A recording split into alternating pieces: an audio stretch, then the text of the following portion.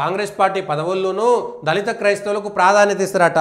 SC certificate లేకపోతే క్రైస్తవుడు అయిపోతే అతను ఏ విధంగా ఉంటాడు అంటే అధికారం ఉన్నటువంటి వాళ్ళు రాజ్యాంగం ఇవాళ ముస్లింలకి అప్పనంగా రిజర్వేషన్ ఇచ్చి బీసీల పొట్టగొట్టింది. ఇవాళ వీళ్ళు అంబేద్కర్ గురించి మాట్లాడతారు, వీళ్ళు అంబేద్కర్ గురించి చెప్తుంటారు, వీళ్ళు రాజ్యాంగం గురించి చెప్తారు. అదే అంబేద్కర్ క్రిస్టియన్ మతంలోకి పోలేదు, నేను పోతే దేశ వ్యతిరేకనైతా అని. అదే అంబేద్కర్ ముస్లిం మతంలోకి పోలేదు, అదే అంబేద్కర్ మతపరమైనటువంటి రిజర్వేషన్లు ఉండొద్దు, క్రిస్టియన్లకు ముస్లింలకు మతం పేరు మీద రిజర్వేషన్లు ఇవ్వకూడదు అనేటువంటి విషయాన్ని చాలా స్పష్టంగా అంబేద్కర్ గారు చెప్పినటువంటి మాటని కుల్లబొడుస్తూ రాజ్యాంగానికి తూట్లు పొడిచింది ఎవరు అంటే ఇవాళ కాంగ్రెస్ పార్టీ.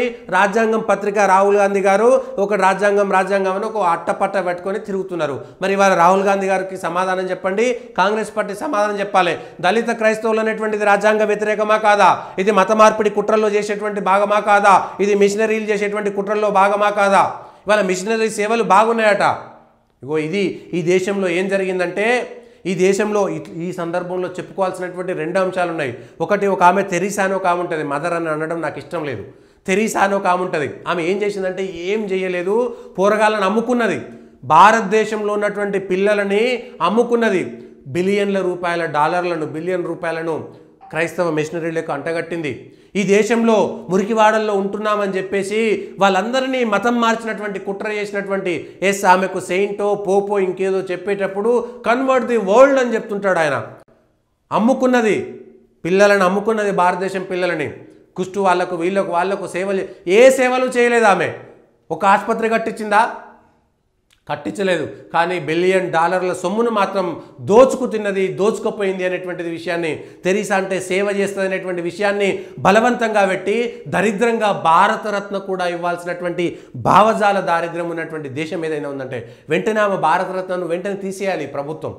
తెరీసా అనేటువంటి వ్యక్తి ఎంత భారతదేశాన్ని మిషనరీలు మొత్తం మత మార్పిడి కుట్రలు చేసినటువంటి తెరీసా నిజస్వరూపాన్ని ఈ సందర్భంగా తెలుసుకోవాల్సినటువంటి అవసరం కూడా ఉంది. ఇవాళ అదే అమ్మ అని కేరళలో ఉంటుంది.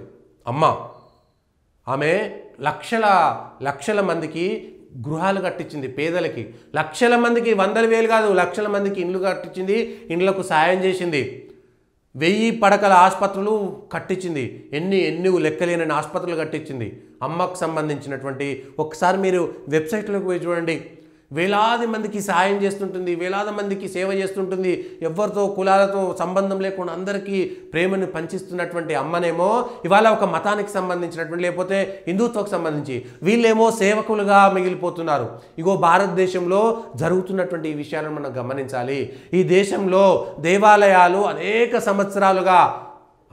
సంవత్సరాలుగా అందరినీ ఆదరించినటువంటి దేవాలయాలనేమో ఒక రకంగా చూపెట్టేసి మత మార్పిడి చేస్తున్నటువంటి మత మార్పిడి కుట్రల్లో ఎన్జిఓల పేరుతో ఇంకోల పేరుతో సేవ పేరుతో మొత్తం మతాన్ని మార్చి దేశం మీద కుట్ర చేస్తున్నటువంటి వాళ్ళనేమో సేవకులుగా చూపిస్తున్నటువంటి విషయాన్ని మనం గమనించాల్సినటువంటి అవసరం ఉంది.